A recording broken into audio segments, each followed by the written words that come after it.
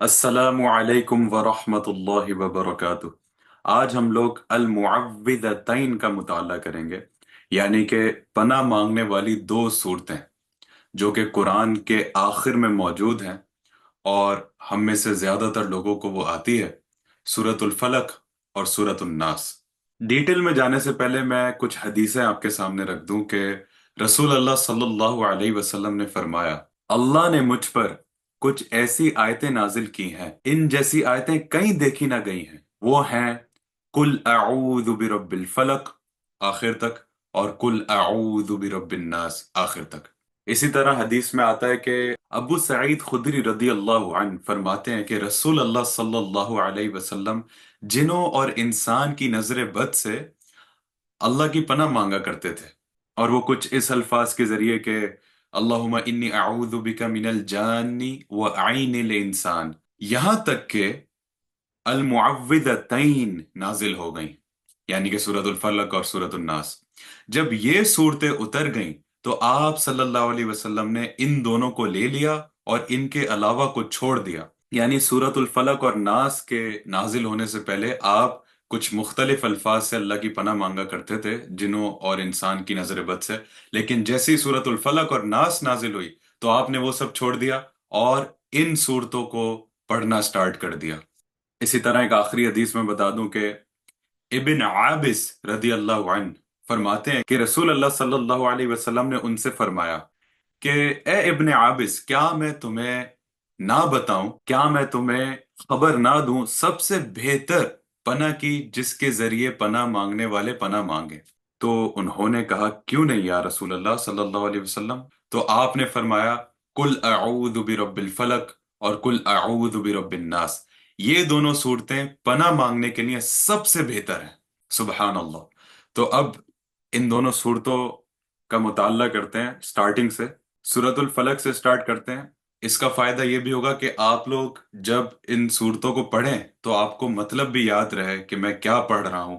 پہلی آیت سورۃ الفلق کی، قل اعوذ برب الفلق، کہہ دو کہ میں پناہ مانگتا ہوں رب الفلق کی۔ فلک کیا ہے؟ فلک کہتے ہیں پھاڑنے کو، کوئی چیز سپلٹ اوپن کرنے کو، بریک کرنے کو، جیسا کہ جب کوئی بیج بوتے ہیں تو وہ پھٹ کر پودا اس میں سے نکلتا ہے تو وہ بھی فلک ہے۔ اسی طرح اکثر مفسر کی رائے ہے کہ ادھر فلک کا مطلب ہے صبح کے، کہ جب رات کی تاریکی پھٹ کر صبح کا وقت آتا ہے، صبح کی روشنی نظر آتی ہے، تو وہ فلک۔ تو قل کہہ دو، اعوذ میں پناہ میں آتا ہوں، برب اس رب کی، الفلق جو فلک کا رب ہے، یعنی کہ صبح کا رب ہے۔ کہو میں پناہ مانگتا ہوں صبح کے رب کی۔ اب یہاں پر ذرا غور کریں کہ فلک یعنی کہ جب رات کا اندھیرا اور تاریکی پھٹ کر صبح کا وقت آتا ہے، تو میں اس رب کی پناہ میں آتا ہوں جو یہ سب کر رہا ہے، جو اس پورے نظام کو، اس سسٹم کو چلا رہا ہے۔ تو یہاں پر خاص اس بات پر غور کرنا چاہیے کہ جو رب اندھیری کو، تاریکی کو چھانٹ کر صبح کی روشنی نکالتا ہے، میں اس کی پناہ لیتا ہوں تاکہ وہ مصیبت اور آفات کے ہجوم کو چھانٹ کر میرے لیے عافیت پیدا کرے۔ سبحان اللہ۔ یعنی کہ جب رات کا اندھیرا اور تاریکی عروج پر ہوتا ہے، اسی طرح آپ کی زندگی میں کوئی مصیبت، کوئی پریشانی، کوئی آفت ہے جس نے آپ کی زندگی کو اندھیرا سا کر دیا ہے، تو یہ یاد رکھیں کہ آپ اس رب کی پناہ میں آتے ہیں جو اندھیرے کو پھاڑ کر روشنی نکال دیتا ہے، تو وہ آپ کی زندگی سے بھی اندھیرا ہٹا کر روشنی روشنی لا سکتا ہے۔ تو اس رب کی میں پناہ میں آتا ہوں۔ اور رب کا مطلب ہوتا ہے پالنے والا، پروردگار۔ ایک سورہ روم کی آیت ہے کہ اللہ الذی خلقکم، اللہ ہی ہے جس نے تمہیں پیدا کیا، ثم رزقکم، اور پھر اس نے تمہیں رزق دیا۔ رزق میں مال آتا ہے، کھانا آتا ہے، پینا آتا ہے، کپڑے آتے ہیں، فیملی آتی ہے، گھر، مال، پیسہ، ہر چیز رزق ہے۔ تو اس نے تمہیں پیدا کیا، اس نے تمہیں رزق دیا، ثم یمیتکم، وہی تمہیں موت دے گا، پھر ثم یحییکم، اور وہ پھر تمہیں زندہ کرے گا، زندگی دے گا۔ تو یہ ساری کوالٹیز رب کی ہیں۔ وہ پالنے والا ہے، رزق دینے والا ہے، سسٹینر ہے، کریٹر ہے، وہی زندگی دیتا ہے، وہی موت دیتا ہے۔ تو وہ رب جو کہ صبح کا رب ہے، جو اندھیرے کو پھاڑ کر صبح کو لاتا ہے، میں اس کی پناہ میں آتا ہوں۔ اب کس چیز سے میں اللہ کی پناہ میں آتا ہوں؟ पना का मतलब समझ लें, जैसे हम इंग्लिश में कहते हैं आई टेक रिफ्यूज। रिफ्यूज का लफ्ज आप लोग वाकिफ होंगे। जैसा कि अक्सर लोग अपना मुल्क छोड़कर दूसरे मुल्कों में जाते हैं, तो वो वहां पर रेफ्यूज लेते हैं, तो उनको रेफ्यूजी कहा जाता है। यानी उस मुल्क में वो पना लेते हैं। तो वो क्यों लेते हैं? उनके रीजंस होते हैं कि हमारे मुल्क में हालात खराब हैं, कोई अपॉर्चुनिटी नहीं है, कोई एम्प्लॉयमेंट अपॉर्चुनिटी नहीं है, काम नहीं मिल रहा, या फिर हालात खराब इस सेंस में कि कोई जंग चल रही है, धमाके हो रहे हैं और जान और माल सेफ नहीं है। तो हम दूसरे मुल्क में जाके पना लेते हैं कि आप हमें पना दें, हमें रेफ्यूज दें। तो वो लोग रेफ्यूजी कहलाते हैं। तो अब आप सोचें सबसे बेहतरीन पनाह गाह क्या होगी? दूसरा मुल्क तो एक आर्जी तौर पर हम पना लेते हैं और परफेक्ट नहीं है, वहां पर भी जान और माल को नुकसान हो सकता है। अगर कोई परफेक्ट पनाह गाह है तो वो अल्लाह की है। तो आप उस रब की पनाह में आए जिसने हर शय को पैदा किया। अऊज़ु बिरब्बिल फलक। दूसरी आयत क्या है? मिन शर्रि मा खलक। हर उस चीज के शर से जो उसने पैदा की है। अब इसमें हर चीज आ गई, इंसान, हैवान, जिन्नात, शैतान, हर चीज इसमें आ गई। उन सब के शर से मैं अल्लाह की पनाह में आता हूं। जैसा कि इंसान आपको शर पहुंचा सकते हैं, कोई आपके घर चोरी कर ले, कोई आपको फिजिकली नुकसान पहुंचा सके, आपका माल लूट ले, कोई चोर घर पे घुस जाए, ये भी इंसानों का शर है। इसके अलावा कोई जानवर का शर, कोई सांप हो, बिच्छू हो, ये सारे जानवर आपको शर पहुंचा सकते हैं, उनका शर है। उसके बाद जिन्नात हैं, शैतान है, हर चीज जो अल्लाह ने पैदा की, उनके शर से आप अल्लाह की पनाह में आते हैं कि अल्लाह ही आपको इन सब से बचाएगा। तीसरी आयत, वमिन शर्रि गासिकिन इज़ा वक़ब। और मैं अल्लाह की पनाह में आता हूं रात की तारीकी के शर से जब वो छा जाए। अब यहां पर जिक्र किया है गासिकिन, यानी गासिकिन कहते हैं अंधेरे को, तारीकी को, रात को। इज़ा वक़ब, जब वो छा जाए, यानी मगरिब के बाद से पूरी रात तक जो अंधेरा होता है, उसमें जो भी शर हैं, उन सब से मैं अल्लाह की पनाह में आता हूँ। और आप देखें रात के वक्त ही अक्सर बुराई जो है फैलती है। यानी कि कोई चोरी भी करता है तो वो रात के वक्त करता है, कोई सांप और बिच्छू इस तरह के होते हैं तो वो भी रात के वक्त ही बाहर निकलते हैं। और पिछले जमानों में कोई काफिले को लूटना होता था, कोई रेड करनी होती थी किसी गांव में, तो वो भी रात के वक्त जो है रेड करते थे। तो रात के वक्त जितनी भी बुराइयां फैली हुई होती हैं, चाहे वो शैतान और जिन गर्दिश कर रहे हो, उन सब के शर से मैं अल्लाह की पनाह में आता हूँ। चौथी आयत, वमिन शर्रिन नफ्फाथाति फिल उक़द। और मैं अल्लाह की पनाह में आता हूँ गिरा में फूकने वाले के शर से। फूकने वाला या फूकने वालियों के शर से, यानी गिरा में जो नॉट्स होते हैं, आप जो मैजिक स्पेल समझ लें, काला जादू हो गया, ब्लैक मैजिक हो गया, कुछ भी हो गया, जो नॉट बनाकर उसमें फूंके मारते हैं, तो उसके शर से मैं अल्लाह की पनाह में आता हूँ। यानी इसमें जादू भी कवर हो गया, कोई आप पर ब्लैक मैजिक नहीं कर सकता। जब आप अल्लाह ही की पनाह पकड़ लें तो बाकी सब क्या शय है? वो अल्लाह जो सबका रब है, वो जो जादू करने वाला है, उसका भी रब अल्लाह है। तो जब आप अल्लाह ही की पनाह में आ जाएं तो आपको कोई नुकसान नहीं पहुंचा सकता।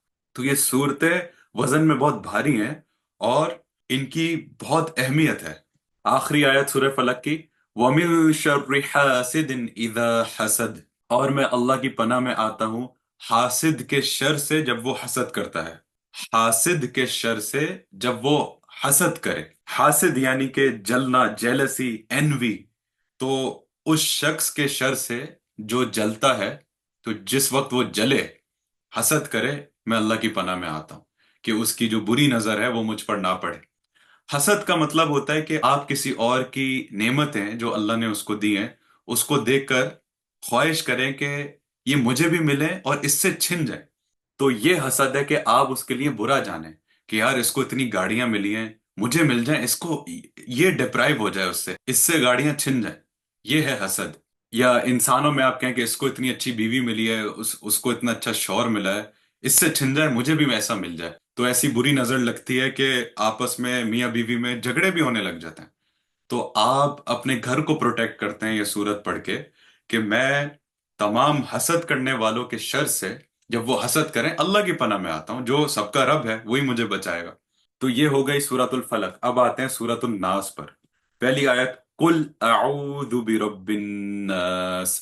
کہو میں پناہ مانگتا ہوں لوگوں کے رب کی، تمام انسانوں کے رب کی۔ اب یہاں پر رب کا وہی مطلب سب کو پیدا کرنے والا، سب کو رزق دینے والا، سب کا خالق، سب کا پالنے والا، سب کو موت دینے والا، سب کو واپس اٹھا کر زندگی دینے والا، وہ سب اللہ ہے۔ تو اس رب کی میں پناہ میں آتا ہوں جو انسانوں کا رب ہے، ملک الناس، اور لوگوں کا بادشاہ ہے، سب پر غالب ہے، اسی کی چلتی ہے۔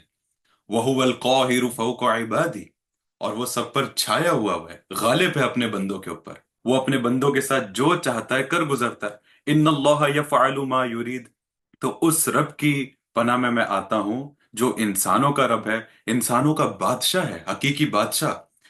تبارک الذی بیدہ الملک، بہت بابرکت ہستی ہے وہ جس کے ہاتھ میں ہے بادشاہی، وہو علی کل شیء قدیر، اور وہ ہر چیز پر قادر ہے، ہر چیز پر قدرت رکھتا ہے، جو چاہتا ہے کر گزرتا ہے۔ تیسری آیت، الہ الناس، اور انسانوں کے حقیقی معبود کی میں پناہ میں آتا ہوں۔ جو حقیقی معبود ہے، الہ ہے، وہی اکیلا ہے جس کی عبادت کی جائے، وہی عبادت کے لائق ہے، میں اس کی پناہ میں آتا ہوں۔ اب اس صورت میں کس چیز سے اللہ کی پناہ میں آ رہے ہیں؟ من شر الوسواس الخناس، اس وسوسہ ڈالنے والے کے شر سے جو بار بار پلٹ کر آتا ہے۔ اب یہاں پر آپ اللہ کی پناہ میں آ رہے ہیں اس وسوسہ ڈالنے والے کے شر سے جو آپ کے دلوں میں پھونکیاں مار کے وسوسہ ڈالتا ہے، اور ایک بار نہیں ڈالتا، بار بار لوٹ کر آپ کے پاس آتا ہے وسوسہ ڈالنے۔ الذی یوسوس فی صدور الناس، وہ جو لوگوں کے دلوں میں وسوسے ڈالتا ہے، یعنی کہ لوگوں کے دلوں کو بھی امپیکٹ کرتا ہے اس کا وسوسہ، اتنا اسٹرانگ وسوسہ۔ اب یہ کون ہے؟ من الجنت والناس، چاہے جنوں میں سے ہو، شیطانوں میں سے ہو، یا چاہے انسانوں میں سے ہو۔ اب سوچنے کی بات ہے کہ اللہ تعالیٰ نے یہاں پر ون ناس بھی کہا ہے، من الجنتی ون ناس، چاہے جنوں میں سے ہو چاہے انسانوں میں سے ہو، یعنی انسان بھی آپ کو ایسا وسوسہ ڈال سکتے ہیں جو دلوں میں جا کے لگتا ہے اور آپ برائی کی طرف مائل ہوں۔ مثال کے طور پر آپ کے دوستوں کا سرکل ہے اور گیدرنگ زیادہ اچھی نہیں ہے، تو جب آپ ان سے ملیں گے وہ ایسی باتیں کریں گے جو آپ کے دل میں جذبات کو ابھارے گا۔ یعنی کہ اگر مردوں کا فرینڈ سرکل ہے تو وہ عورتوں کی باتیں کریں گے اور گندی باتیں کریں گے جو شہوت کو ابھاریں، یا پھر گانوں کی باتیں کریں گے، ڈرگس کی باتیں کریں گے، جس سے آپ کا دل چاہے گا کہ کاش میں بھی ڈرگ کروں، ایک بار ٹرائی کرنے میں کیا حرج ہے، یا میں بھی کسی لڑکی سے دوستی کروں یا اس سے تعلقات قائم کروں جیسے کہ میرے دوست کر رہے ہیں۔ تو اس گیدرنگ کا اثر آپ کا ایسا ہوگا کہ وہ سارے آپ کے دوست ایک شر پھیلائیں گے جو آپ کے دلوں میں جا کے لگے گا، وہ وسوسہ۔ تو انسان بھی آپ کو وسوسہ دے سکتا ہے، اسی لیے رسول اللہ صلی اللہ علیہ وسلم نے فرمایا الرجل علی دین خلیلی، کہ ہر انسان اپنے دوست کے دین پر ہے۔ The man follows the religion of his friend. فَلْيَنْظُرْ أَحَدُكُمْ مَنْ يُخَالِلْ، تو تم میں سے ہر ایک کو دیکھنا چاہیے کہ وہ کس سے دوستی کرتا ہے، کس کو اپنا دوست بناتا ہے۔ تو آپ کا جو وے آف لائف ہوگا وہ آپ کے فرینڈ سرکل کے مطابق ہوگا۔ تو برے دوست ہوں گے تو وہ پھر دلوں میں وسوسے ڈالیں گے جس سے شر اور خرابیاں پیدا ہوں گی۔ اچھے دوست ہوں گے تو آپ کو نیکی کی طرف دعوت دیں گے اور آپ زیادہ نیکی کی طرف مائل ہوں گے۔ ایک اور میں مثال دینا چاہتا ہوں میاں بیوی کو ایک ایگزامپل بنا کر۔ جیسا کہ صحیح مسلم میں حدیث ہے کہ رسول اللہ صلی اللہ علیہ وسلم نے فرمایا جو ابلیس ہے، شیطان، وہ اپنا تخت پانی پر بچھاتا ہے اور پھر وہ اپنے لشکروں کو روانہ کرتا ہے کہ کون زیادہ بڑا فتنہ پھیلاتا ہے، یعنی اپنے لشکروں کو مختلف جگہوں پہ بھیجتا ہے، جو خراب جن ہیں، جو برے جن ہیں، ان کو بھیجتا ہے کہ فلاں شخص سے یہ گناہ کراؤ، اس کو اس فتنہ میں ڈالو۔ تو یہ شیطان کرتا ہے۔ پھر ان میں سے جو اس کا چیلا ہوتا ہے وہ آ کر اس کو رپورٹ دیتا ہے کہ میں نے فلاں شخص سے یہ کام کرایا۔ تو شیطان کہتا ہے تم نے تو کچھ نہیں کرایا۔ فرض کریں کہ ایک اس کو چیلا آ کے رپورٹ دیتا ہے کہ میں نے ایک شخص کو شراب پلوا دی، تو وہ کہتا ہے تم نے تو کچھ بھی نہیں کیا۔ پھر ان میں سے ایک چیلا آتا ہے اور جو اس کا بڑا ابلیس ہے اس کو کہتا ہے میں نے ایک شخص کا ساتھ اس وقت تک نہ چھوڑا یہاں تک کہ اس کے اور اس کی بیوی کے درمیان تفریق کرا دی، علیحدگی کرا دی۔ تو شیطان تخت سے کھڑا ہوتا ہے، اس کو گلے لگاتا ہے اور کہتا ہے کہ تم نے ہی سب سے بہترین کام کیا ہے، تم ہی سب سے بہتر ہو، یہ سب تو ایسی چھوٹے موٹے گناہ کرا رہے تھے، تم نے جو کام کیا ہے نا وہ بیسٹ کام کیا ہے۔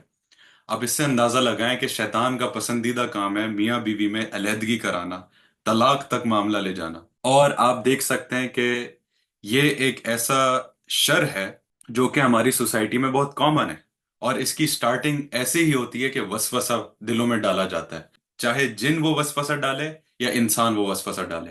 آپ خود جائزہ لے لیں، جن اس طرح وسوسہ ڈال سکتا ہے کہ میاں بیوی میں کوئی چھوٹا موٹا ڈس ایگریمنٹ ہوا، جو شیطانی جن ہے اس نے دونوں کے دلوں میں وسوسہ ڈالا اور غصے کو ابھارا کہ اس کی ہمت کیسے ہوئی کہ وہ ایسا کیسے کر سکتی ہے، اور لڑکی کے دل میں ڈالتا ہے کہ تمہارا میاں ایسا کیسا کر سکتا ہے، اور غصہ اور ابھارتا ہے کہ دونوں میں ایک بڑا جھگڑا ہوتا ہے کہ غصہ دونوں کو آیا ہوا ہوتا ہے۔